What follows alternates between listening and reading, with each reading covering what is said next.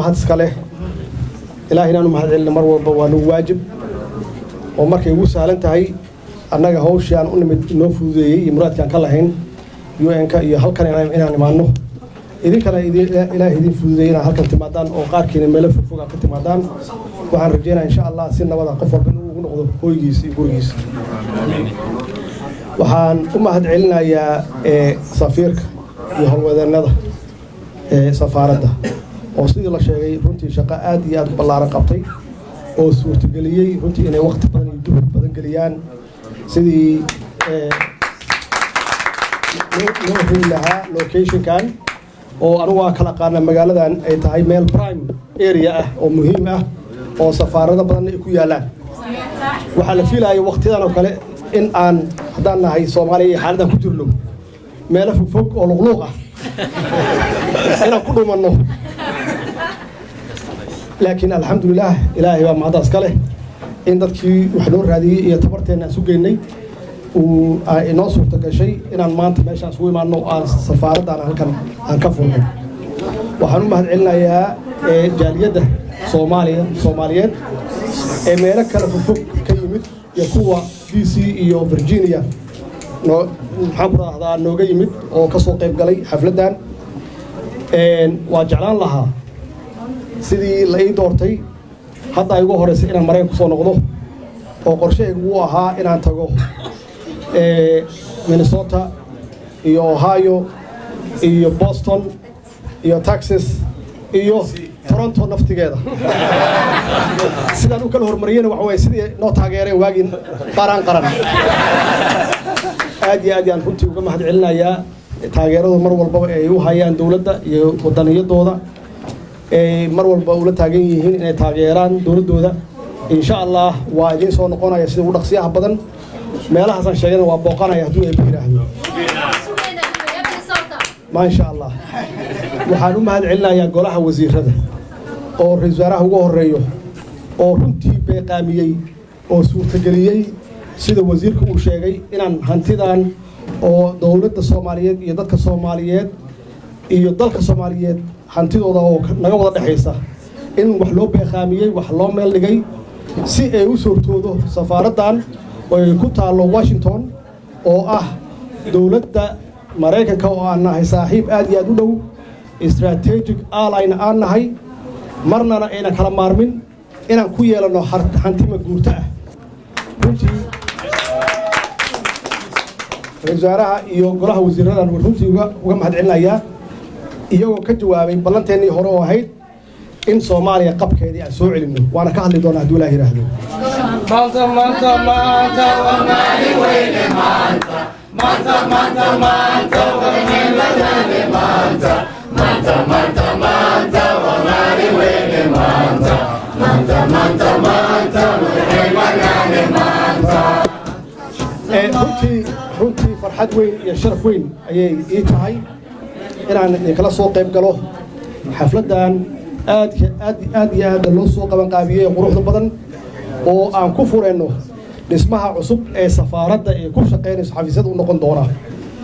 aad iyo aad runtii ugu faraxsanahay aniga hadde meeshaan waa meeshaan ka dhul bilaabay Mareykanka markaan imid safaaraddana waa meeshaan ka dhul bilaabay waa aqaanaa xaaladaha la soo maray marxaladaha la soo maray waa aqaanaa markaan taariikhiyan kaga taabto runtii safiir walba soo mara wuxuu ka shaqeynayay sidii dawladda Soomaaliyeed ay ugu lahaan lahayd hanti maguurta ah oo safaaraddu ku shaqeyso waa lagu guuleystay in hooygii safiirku uu ku noolaan lahaa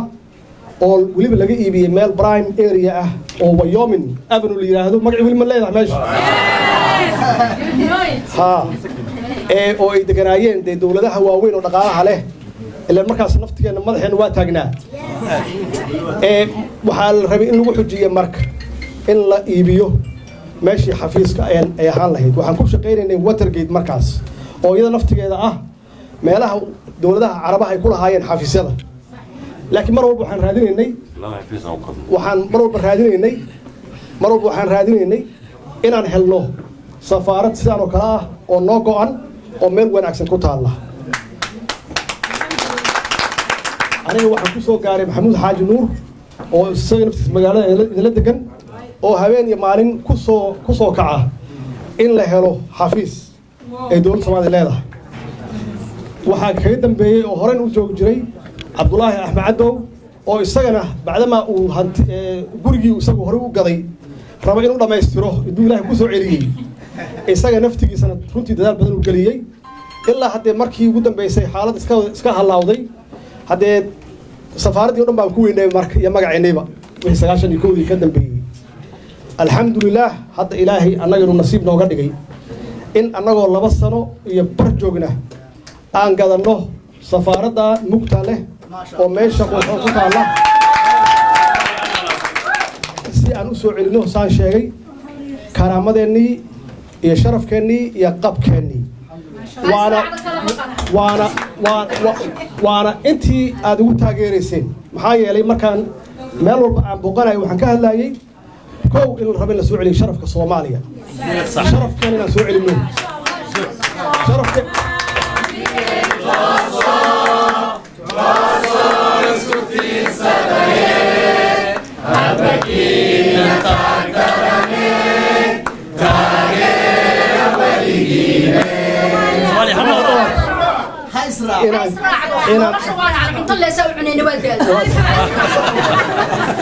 marka annaga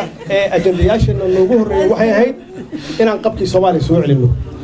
oo aan annagu soo aqoonsano inaan nahay dadka adduunka ugu fiican inaan nahay sababtoo ah dad isku mid ah oo isku dhiig ah oo ehel ah oo maxaa ku raahdaa isku dhaqan ah oo isku luqad ah oo dhul fiican Ilaahay siiyay inaan nahay marka Ilaahay waana doortay intaas ka badan oo Ilaahay ka rabto hadda waxa weeye wax moogtahay waa wax dheeraad ah way marka intaas inaan ku xamdi noqonana waa ilowni alxamdulillah inaan raacno intaas oo wanaag Ilaahayna siiyay marka qabkeena inaan soo celino sharafkeena soo celino karaamadena soo celino laba waxa noo ahaa inaan helno maxaan ku raahdaa political stability xasilooni siyaasadeed oo runtii dalkan muddo dheer keentay meesha aan taaganahay oo foosh xun inaan joogno maxaa yeelay 20 sano ugu dambeeyay intii ka horeysaba xasilooni ma jirin haddaysan political stability jirinna dee shaqo ma jirayso wada shaqeynna ma jiraayo marka inaan ka shaqeyno in dalku ay helo xasilooni siyaasadeed oo dawladdu ay wada joogto oo la wada shaqeeyo markaas waxa la gaaraa wixii la qorsheeyay in la qabto implementationkeedii laakiin dhaqanka sidoo ahaan jiray waxay ahayd sanad walba dad cusub inay yimaadaan hadda fiiriya safaaraddan waxaan ku iibinaa idin sheegayaa oo sir ah waxyaabihii isku rigi jiray yaan meel dhignay ma fahamteen madaxweyne iyo barnaamij isridaaya wixii lagu kharash gareyn jiray waxaa safaaradaha ku dhiseen hor xasiloonida waa meeshaas meesha ka amaanayso dal hadduusan xasilooneenna cid aaminaysa ma laha cid kula macaamilaysana ma laha xitaa dadkaagii iyo wasiiradaadii ma aaminaya inay sii shaqayn karaan beesha caalamkaana kulama shaqayn karto labo dowlad wanaag oo runtii wax naga maqnaa ahaa muddo dheer oo ugu horeysa musuqmaasuq fara badan eex fara badan waxa iyada nafteeda qayb ka ah xasilooni la'aan maxaa yeelay qof isku kalsoon ma jiro marka runtii dowlad wanaaga waxay noo ahayd iyada naftigeeda dee waxa kaliya ee dowlad ku shaqayso waa dowladdaasi inay tahay dowlad nadiif ah oo runtii kalsoonina shacabkana ka haysata wixii lagu aaminana sidii Ilaahay ugu aaminay ay u maamusho wada shaqeyn fiicanna ay ka dhaxayso taasa marka waxay keentay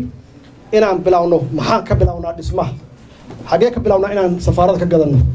xagee ka bilawnaa inaan soo celino adeegii dadku u baahnaayeen shacabku u baahnaayeen xagee ka bilawnaa nasiib marka waxaan u yeelanay safaaradda Washington oo ahmiyad weyn noo ah dawladda Mareykanka inaan ku yeelano meel biri aan ugu lahayn waa ka baxaysaa ama waa ka guuraysaa meel dhulkeeda adigu aan leedahay dhismaheedana aan leedahay iyo sida uu sheegay wasiirka dhulalkii burburay oo dhan safaaradaheennii bacdama burbur ugu dhacay iyo dhibaato safaaradaheennii iyo dhismaheennina waa burbureen iyaga naftigoodii inaan dib ugu noqonno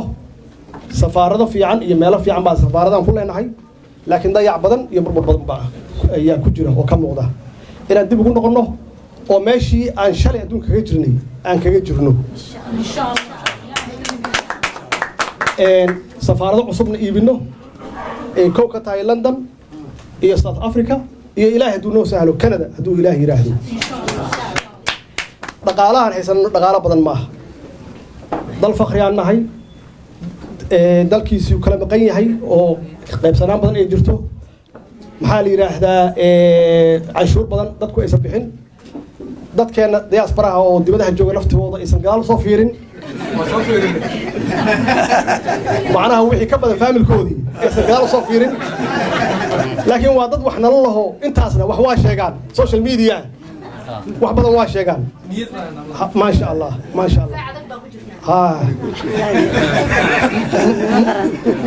marka runtii dhaqaalaheen waa meeshaas weeye laakiin haddii meesha uusan liig badan jirin oo dee wixii aan la dhacin ama naxadin ama jabka aan la gashanayn waa isgaari kartaa hadday isgaartana waa barakay leedahay oo waxbaa lagu qaban karaa hawshaasaan ku shaqeynaa bacdama aan khibraddeeda leenahay musuqmaasuq wuxuu yahay qabyaalad iyo kala qaybsanaan waxay tahay khibraddeeda aan leenahay colaad meesha na gaarsiisa aan naqaano khibrad naga maqan ma laha marka wixii hadda naga maqan waa caqli iyo aqoon ilaahina waana siiyey oo dadkii ilaahay doortaan nahay oo Soomaali ah soo saas ma waxaan waxa weeye waa dhaxal Soomaali ah weeye oo annagu runtii dadkii naga horeeyay ay ahayd inay nooga tagaan laakiin waa dadaaleen waxay qaban kareen waa qabteen lama eedeenayo wixii hadda ka dambeeya waa annaga marka annaga maamulkii baan nahay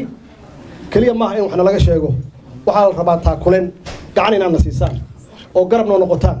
oo taageertaan dowladdiina waxaani waa dhaxal ummadda Soomaaliyeed leedahay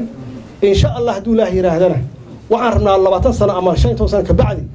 xaaladdeena iyadoo sidaan si ka sii fiican inaan meeshan uga sii guurno meel ka sii weyn oo ka wanaagsan waxa weeye dhaxalkaasi waxa weeye dawladda oo iyada nafteeda aan wada leenahay waa dhaxal cid gaar u leh ma laha dadku waxay isku khaldaan maamulaha iyo dawladda waa idinka marka dawladda caayaysaan idinkaas caayay waa xaqiiq haddaan madaxweynaha caayaysaan idinkaas caayay maxaa yeelay idinkaas taan qaran iga dhigtay aniga marka qof caayay ka warrama marka dawladdan idinkaas kale maamulkeeda marka waa lagu kala aragti duwan yahay inaan lagu talax tegin yaa loo baahan yahay in la istoosiyo mucaaradku waa fiican yahay in la istoosiyo oo la isisaxo waa loo baahan yahay laakiin in la dumiyo looma baahna maxaa yeelay waa dhaxal wey haddii la dumiyo wax haraya ma laha annaga haddii hadda sabtaan samayn lahayn kuwa naga dambeeya waqti un baa naga halaabi lahaa waqti naga khasaari lahaa 5 sano ka bacdi laga yaabaa kuwa soo socda inay samayn lahaayeen ama 10 sano ka bacdi waxa weeye marka aan wada shaqeyna marka oo qof walba dawladdu uu dareemo in isagu wax ku leeyahay oo wax ku darsado intaan in ka badan waa gaari karnaa waana leenahay oo kartideeda caqligeedana waa aynaa laakiin waxaa la rabaa in dawladda markaas joogta gacan la siiyo waxaa jira qad aan la gudbi karin qadkaas in la iska ilaaliyo maxaa yeelay waa soo aragnay burbur waa soo aragnay dhib badan waa soo aragnay qax waa soo aragnay dawlad la'aan waa soo aragnay safaarad la'aan waa soo aragnay hanti la'aan waa soo aragnay iyada naftigeeda waxa lagu gaari karaa waxay tahay wada jir iyo midnimo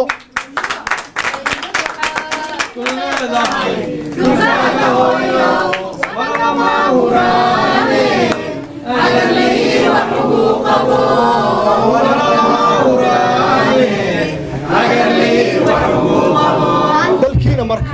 dalkiina iyo dawladdiina ما شاء الله باشا حماسة ولا كم وقتها مركب وحباها كلها كرننا وحا ما صير إنسان مع عبد الله وحا قبل إنسان وناك وحا أقبتين نفتينا إيه دلكيني دولة مدينة ما هي الدولة دي هدي حنتها هاي هذه لقوم احترام هاي صوب قرن باسبور كاغا لما احترام هاي مركب لقوم صومال أنا جيس بحر قليه ما هي الجوري كاغا حر marka gurigiina wanaajiya gurigiina hagaajiya madaxdiina ixtiraama وحوي قفل بوقته ليه قف كاسنا شقوا هيا شقدوا هيا مالين والبوحبو كبري مركا وحلو بهايه annagoo wada jirna dawladdeena inaan dhisano annagoo wada jirna dalkeena inaan dhisano oo qof walbaba wadaniyadii iyo patriotismkii aan lahaan jirnay qof walba soo celiyo qabiil wax waana tari waay qof jeclaysin wax waana tari waay qabyaalad waana tari waay waa in loo noqdo marka meeshii aan naqaanay oo Soomaali isku duubnayd oo ay wax wada lahayd oo wax ugu horeeya wada lahayd ee ahay dawladnimo iyo dal iyo dad وما سنتيهين وحان ربا جالية إنا لدر دارمو وعن فرين أدرو جالية الصومالية وكل مريكنكا هي كندا هي قربها جود أهان إن دولدو دقالة إركا كما هيشو دولدو دقالة وحكاية شادات كذا هي سيدة وقع فرينيهين أي وطنيين ويهين باتريوتيك ويهين سيدة الله شيء إن waxa weeye waxa la idinka rabaa inta hartay inaad samaysaan oo ah in safiirka gurigiisii iyo qonsuliyad aan samayn doono iyo guri martidii soo degto intaba waa ka adagna hadduu qof kastaba xoogaa lagu qori u keeno intaas in ka badan waa samayn karnaa intaas waxaa dheer bacdama dalkii iyo dawladnimada leedihiin iyada naftigeeda qorshe in la sameeyo oo annaga qorshihii aan keenno oo safiirku iyo howlwadeennada safaaraddu ee ka shaqeeyaan in qof walbaba uu wax ugu tabaruco uu bixiyo dalkiisu u bixiyo maxaa yeelay waxa annaga aan qabanayno oo aan ku darayno waa wax idinka wada leedihiin diyaar mudan madaxweyne diyaar waxa wada leedihiin way annaga shaqadii kaliya shaqaalaanahay shaqadii kaliya yaan idin haynaa kaliya tan labaad waxa weeye dad badan baa degan oo aad u fara badan saameyn badan aad leedihiin marka isku duubantihiin oo wadaniyadiina aad leedihiin saameyntaasi waxaad uga faa'iideyn kartaan dawladdiina yaad uga faa'iideyn kartaan maxaa yeelay saameyntaasi qof walba oo Soomaali ah waxbuu hayaa qof aqoon buu hayaa qof dhaqaale hayaa qof ganacsi uu hayaa intaas markii dawladda aad la joogtaan oo si fiican ula shaqeysaan saameyntaasi waxay gaaraysaa dawladdiina iyo dalkiina gaaraysaa markii aad u shaqeysaan kali waxa weeye waa soo aragnay laakiin markaan wada shaqeeya safaaradda waxaa laga rabaa iyadana marka jaaliyaddaas inay abaabusho oo runtii ay maxaan ku raahdaa orientation badan siiso oo ay ugu tagto meelahay degan yihiin ay macluumaadka dalka uu marayo ay u sheegto waxyaabaha meelaha lagu soo qoro inta badan waa been ogaada waa beentaas markaad maqashaan waxaad ogaataan maalmo ka bacdi inay been tahay haddana been kale waa rumaysanaysaa haddana waa ogaanaysaa inay been tahay marka waxaa la rabaa filter inaan lahano oo wixii ladiin sheego aydan aaminin marka dawladdu safiirka iyo howlwadeennada ka mas-uulah inay tagaan ay dadku warbixiyaan annagana wasaaradeenna informationka iyadu naftigeeda ay warbixin samayso oo ay dadka la hadasho insha Allah si aan u mobilize gareyno shacabka dibadaha jooga safiirka iyo howlwadana waxa laga rabaa dadka Soomaalida ah waxtarkooda inay ka faa'iideystaan ilaa dadku isku level ma inay ka faa'iideystaan waxa laga rabaa inaad kala shaqeysaan sidii loo gaari lahaa dawladda haday tahay sidii loo gaari lahaa ganacsatada si dalkii loo maalgeliyo haddii ay tahay jaamacadaha iskuullada si loo gaaro hadday tahay jaraa'idiyada been baa lagu qoraa maxaa yeelay markii la yiraahdo Soomaaliya waxa ka soo baxay wax xun